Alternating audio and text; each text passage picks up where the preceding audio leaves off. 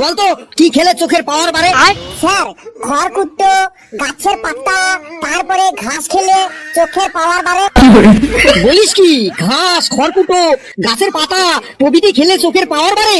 তুই কি করে বুঝলি? স্যার গরু ছাগলকে কখনো দেখেছেন চশমা পড়তে? ওরা ঘাস, গাছের পাতা, তারপরে খড়কুটো খায়, তাই ওদের চশমা লাগে না, চোখে একদম হাই পাওয়ার। তুই বলতো ভাস্কো দা গামা কবে ভারতে এসেছিলেন? স্যার কে কবে কোথায় আসবে কোথায় যাবে এটা জানা কি আমার দায়িত্ব? আমি স্কুলে পড়াশোনা করতে আসি, পড়াশোনা করে যাই। হেলু, তুই বলতো ভাস্কো দা গামা কবে ভারতে এসেছিলেন? স্যার ভাস্কো দা গামা যেদিন এসেছিলেন সেদিন আমি স্কুলে আসিনি। সব কটা এক একটা গুপি যন্ত্র, আমাকে একদম পাগল করে ছাড়বে। স্যার আমি বলবো ভাস্কো দা গামা কবে ভারতে এসেছিলেন? তুই তো একাই এই ক্লাসে একমাত্র সঠিক উত্তর দিস, নে তুই বল। স্যার ভাস্কো দা গামা 1498 সালে 20 মে ভারতে এসেছিলেন। স্যার ওরা জানলে তো বলবে যে ভাস্কো দা গামা কবে এসেছিলেন, ওরা তো কিছুই জানে না।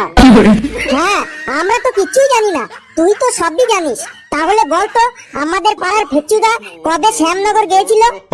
হেলু তুই চুপ কর কিন্তু, না হলে কিন্তু আমি তোর ছাল চামড়া একদম গুটিয়ে দেবো মেরে। गजब बेइज्जती है। ঘেটু তুই দাঁড়া তো, তুই বলতো সাইক্লোন কাকে বলে? স্যার সাইকেল কেনার জন্য যে লোন নেওয়া হয় তাকে সাইক্লোন বলে। বাবা রে, এ বলে কি রে? বলতো তুই তাহলে 15টা ফলের নাম বলতো। স্যার 15টা ফলের নাম হলো আপেল, আঙ্গুর, কমলা লেবু।